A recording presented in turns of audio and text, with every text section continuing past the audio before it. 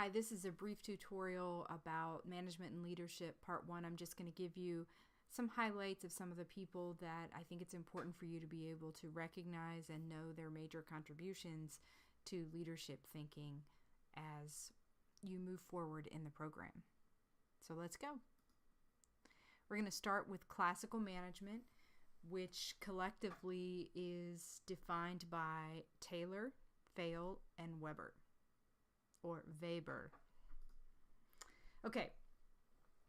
Frederick Taylor, born in 1856 in Germantown, Pennsylvania, died in 1915. He is an American citizen, although not all of these major contributors to how we manage today are American citizens, or were, I should say.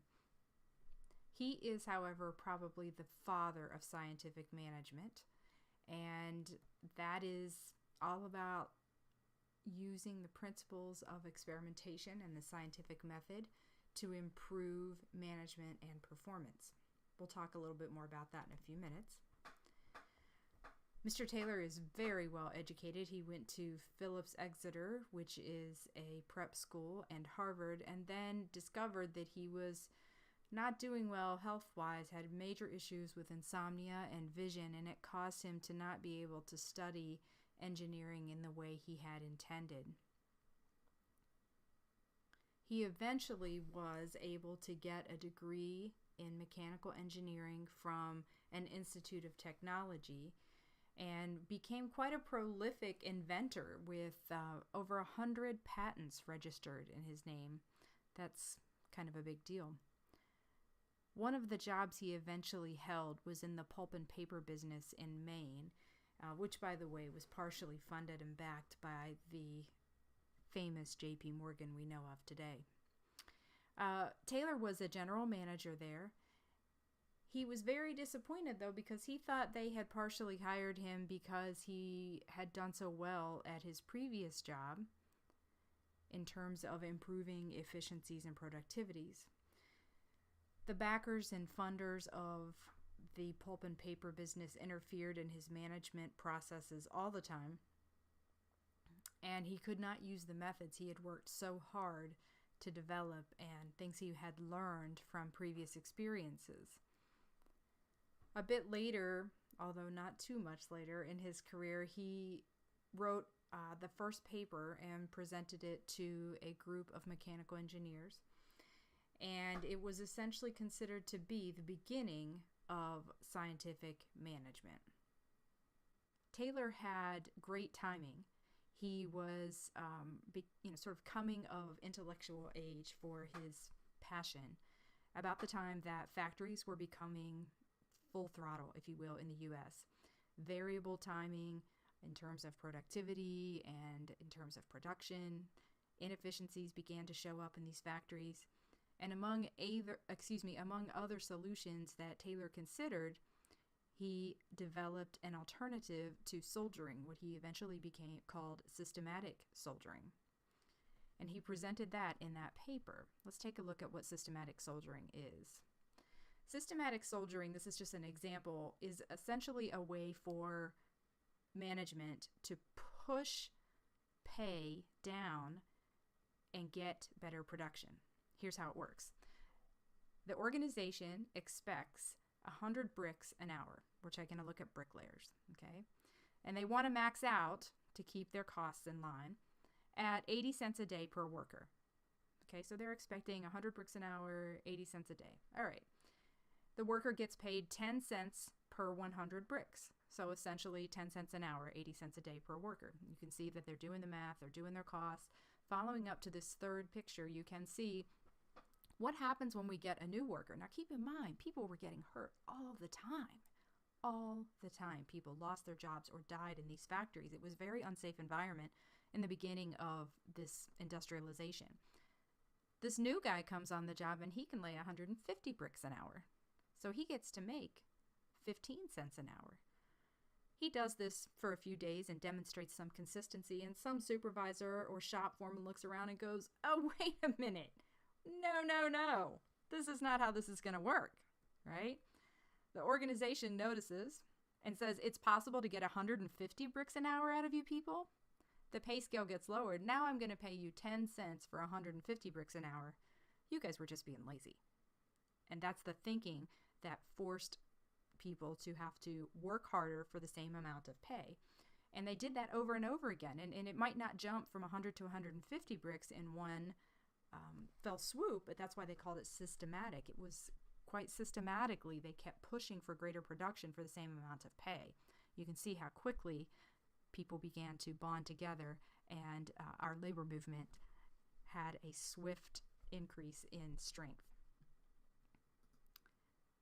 Your readings give you more detail, but here's the gist of it: the elements of scientific management. Okay, and Taylor got these through the use of time and motion studies, where he just painstakingly watched how people did different tasks and looked for consistencies and inefficiencies in how they accomplished each task.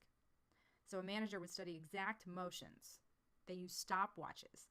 Okay, some of this is familiar to some of you if you've done any quality control work, any project management quality control work, but not for everybody. So he said one of the things you have to do as the first element of scientific management is design every task specifically, every single aspect of it. So for example, he studied shoveling at the Bethlehem Steel Company. You had to shovel coal to keep the furnaces running.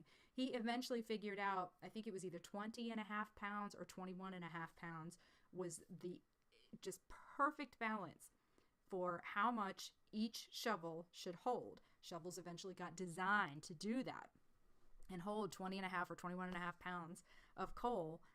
So because he was so painstaking and meticulous in doing this. So the first element is the design of every aspect of every single task. The second element is the selection and training of best workers. Okay, managers have to select the people who are most capable of performing the task as he has painstakingly designed it, of course.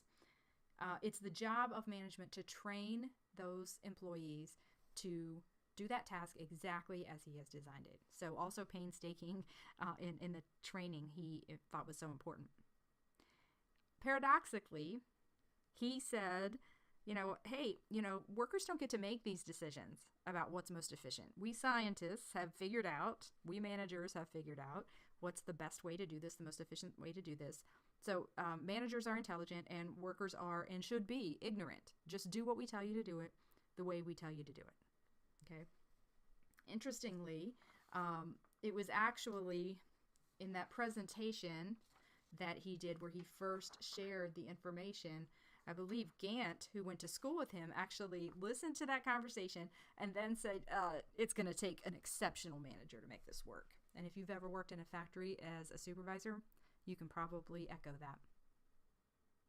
You have to properly pay. He was really big on remuneration. That's what he called it. You can't ask these people to do more and then not pay them more. So let's pay a reasonable wage for what they're doing.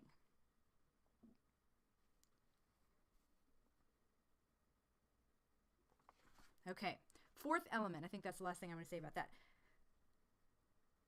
The fourth element is equal division of work and responsibility between the worker and the manager. Okay, the manager was responsible for planning every detail of the task, as we talked about, training the worker, and how to perform the task. The worker had his responsibility. So it's interesting. He called it equal, but really what it was specific division. I don't know that in today's world we would call that equal division. Okay. There's a short video provided on your eCampus site for our class about the prevalence of Taylorism today. He really provided the foundation of a lot of what we are still doing today in management, in productivity, in project management, in quality control. Deming gets all kinds of credit, but let's face it, you see some of the things that Deming did in quality management, quality control right here in Frederick Taylor's Scientific Management. All right, let's look at Henri Fayol, who was, of course, a French citizen. He had 4 careers, including a philosopher, and I believe he definitely had some formal education in philosophy. He might have even had a degree in philosophy. His work is called administrative theory. Okay, Henri Fayol's administrative theory. Okay, His book was entitled General and Industrial Management. That's what outlines all this stuff that he says. And what he really talks about is both how management should work to organize work and then what their goals should be. Let's take a look. These are the principles of management. He also has elements of management. Not great titling, makes it a little tough, but let's take a look. Quick hits. Division of work. Each worker should have a limited set of tasks to accomplish. All right, so you can't just tell everybody to do everything, okay, but they should be clarified and specific. Unity of command, okay.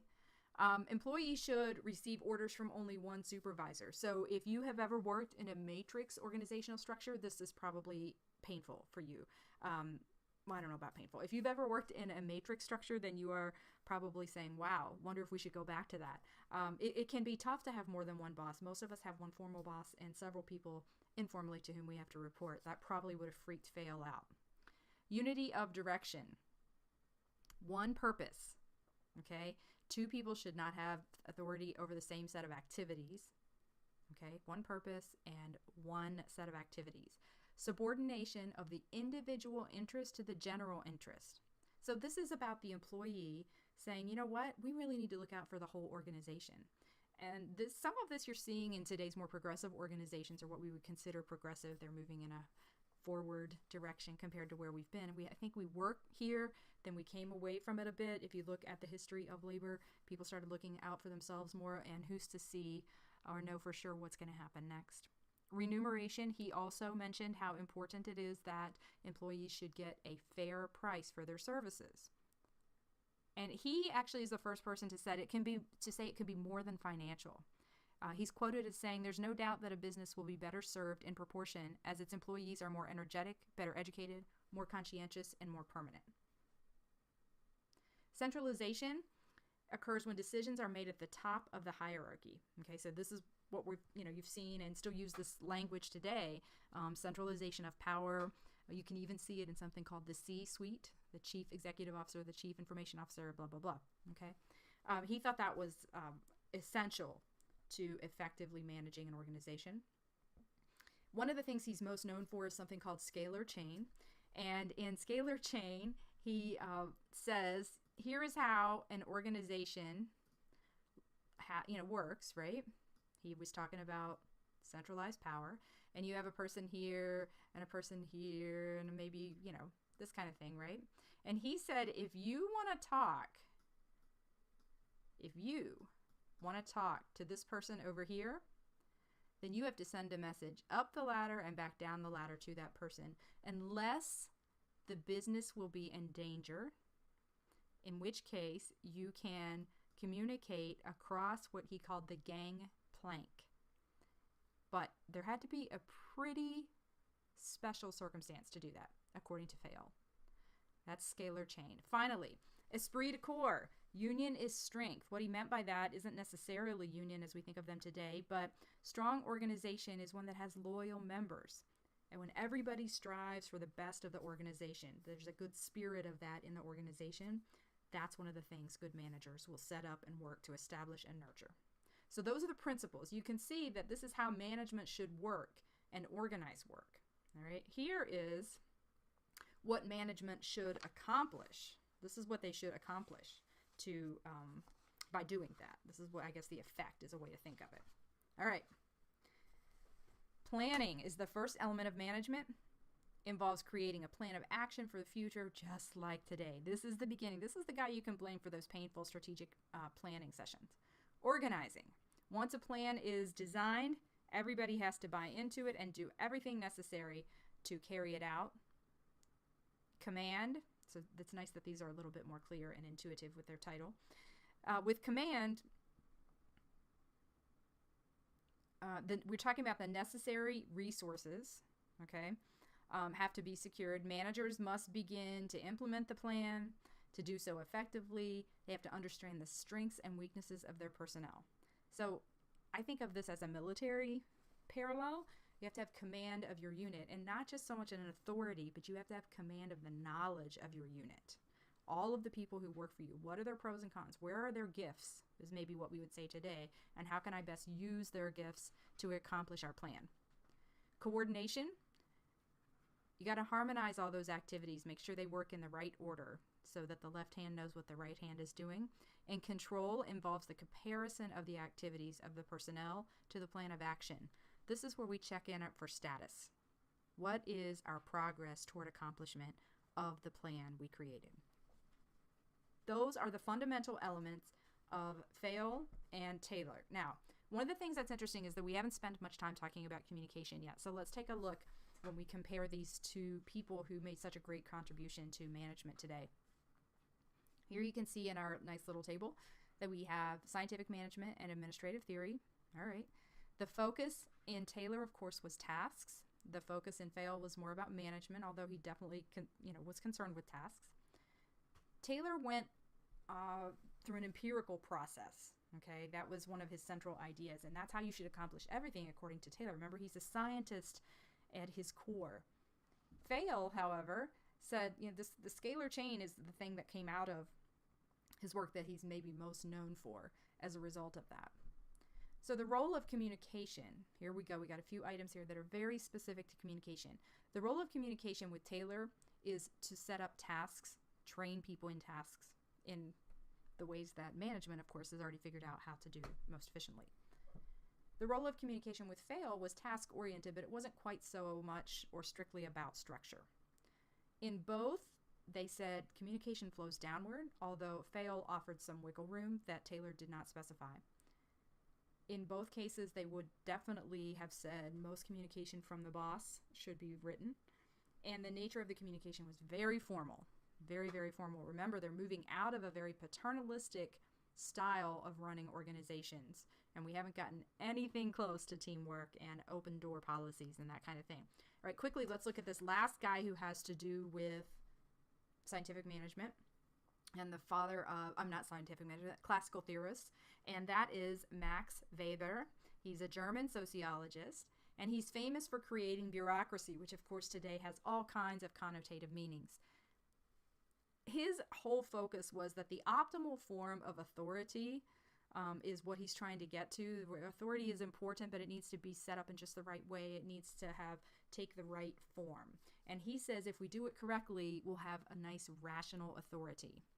Organizations to function properly must do what management says. Workers must do what management says. And what management directs people to do must come from rules and procedures. You might be at this moment saying, aha, that's what the heck he was talking about, right? He's got this big idea. That's where today's ideas of bureaucracy, with all of these rules and procedures and policies and everything, sort of being written down to ad nauseum, if you will, comes from that, okay? He says that legitimate authority comes from resting on a belief, and I'm quoting now, in the legality of patterns of normative rules, and the right of those elevated to authority under such rules to issue commands. Doesn't that even sound like today's jokes about bureaucracy? Fundamentally, it's not all a bad idea. It just goes amok sometimes. All right, let's take a quick look at the tenets of bureaucracy. He has several items set up here. Okay, rules are the essence of bureaucracy, essentially, and the basis of rational authority. Remember that the system is based on written rules, and you're supposed to cover all contingencies. Another reason, if you're in a bureaucracy or something that functions bureaucratically in a purist kind of way like we're talking now, you can have so much paper because you're supposed to have a rule for every contingency. And this authority is only effective, okay, to the extent that there is obedience to the rules, all right? Okay, specified sphere of competence. This is the component of bureaucracy where we're talking about the people who are in it have an obligation to perform the functions as they are listed, and they should have the authority. Okay, so there's an obligation and an authority to complete that action associated with that function. So if your job is to lace the shoe, then you have the authority to lace that shoe as well. Hierarchy is about having a strict chain of command. Every lower office is strictly controlled by the one above it. Specialized training is much like what Taylor talked about. Workers do not own technology. In a very pure bureaucracy, no worker or even member of administration should own any non-human form of production. So that nobody owns the stapler, nobody owns the machine that produces the clock or the case for the clock. Ownership is about, always belongs to the organization. And there's no entitlement to an official position by the incumbent. All right, we already talked about everything being written.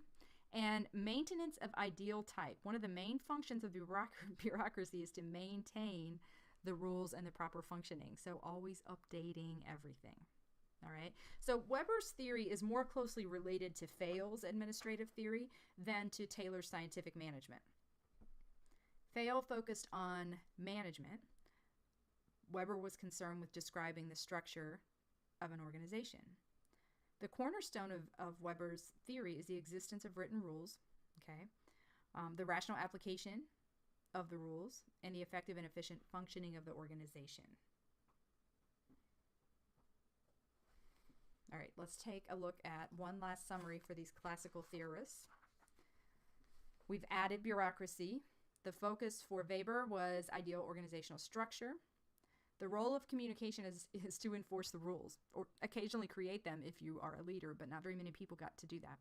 Communication is still downward, it's still formal, and it's still written.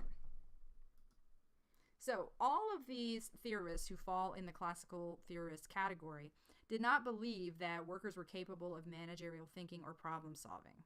So this was an assumption that they were all working on. All three of them were inspired by looking for ways to predict and control behavior. And nobody really gave communication much attention until much later, like now. But, earlier as labor movement progressed, you'll see how the focus of communication changes.